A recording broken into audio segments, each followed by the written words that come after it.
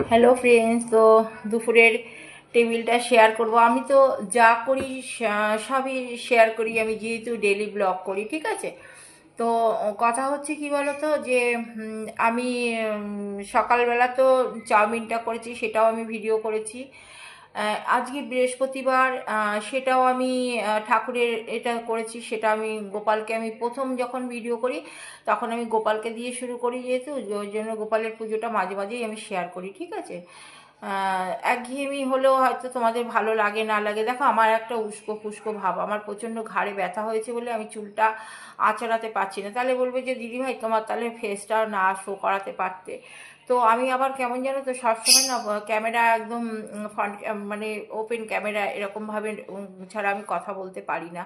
তার জন্য তো কী আছে, কী আছে, সবই তো তোমরা নিজেদের মতন, তাই না? তো এমন কিছু তো অগোছলো জিনিসটা নেই। তার জন্য তো আমি জানো তো যেটা আর কি এখন টেবিলটা শেয়ার করব, সেইটার জন্য আর কি ভিডিওটা করতে বসেছি। আমি কিন্তু শরীর যতই খারাপ থাকুক, আমার শরীরটা খারাপ থাকে কী বলতো, ব্যথার জন্য।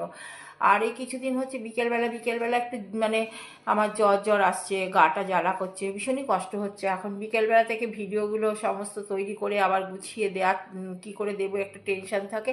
তার জন্য যেরকমই ভিডিও থাকে আমি তুলে নেওয়ার চেষ্টা করি, ঠিক আছে। ভিডিওটা হয়তো বড় হয়ে যাচ্ছে, লেন্দি, তোমরা ধৈর্য ধরে দেখো, ঠিক আছে। তো আমি যেটা করছি, আজকে আমরা সেদ্ধ ভাত করেছি, আজকে কিন্তু এমন কিছু করিনি, ঠিক আছে। ডেলি একঘেয়েমি তরকারি ভালো লাগে না। তো চলো আমি দেখাচ্ছি। হচ্ছে দেখো, এটা কিন্তু চাটনি। চাটনিটা আসলে ফ্রিজ থেকে বার করেছি, তো ভাতটা ঢাকা দিয়ে রেখে দিয়েছি। একটা কাঁচা লঙ্কা নিয়েছি আর মাঝখানে বাটারটা দিয়েছি, দেখো একদম জল হয়ে গেছে বাটারটা। আর একটু আলু সেদ্ধ নিয়েছি, ঠিক আছে। এটা হচ্ছে সেম দাদাভাইয়েরও ঠিক তাই, একদম ঠিক তাই। আর সঙ্গে নিয়ে নিয়েছি হচ্ছে একটু জল, ঠিক আছে। জলটা আজকে ঠান্ডা জল খাবো, আজকে গরম জল খাবো না, আগে খেয়ে নিয়েছি, ঠিক আছে। 1 কাপ জল নিয়ে নিলাম, আমি কাপে করে জলটা খাই, ঠিক আছে, আমার ভালো লাগে।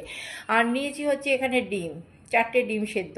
তো বাটার দিয়ে, আমার অ্যাকচুয়ালি বাটার আলু সেদ্ধ দিয়ে আমি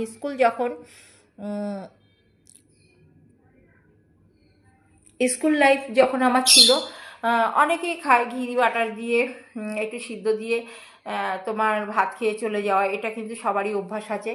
তবে এখন আমার এটা মনে পড়ে যাচ্ছে যে সেই ছোটোবেলার কথা, আমার মাকে বলতাম, মা সিদ্ধ ভাতই দিয়ে দাও। আমার মা এরমভাবেই বাটার আর ঘি আলু সেদ্ধ দিয়ে ডিম সেদ্ধ দিয়ে দিয়ে দিত। তো আমরা খেয়ে স্কুলে চলে যেতাম, ঠিক আছে। তো এটাই হচ্ছিল আজকের আমার ভিডিওটা। টাটা, বাই বাই, আবার নেক্সট ভিডিওতে আসছি।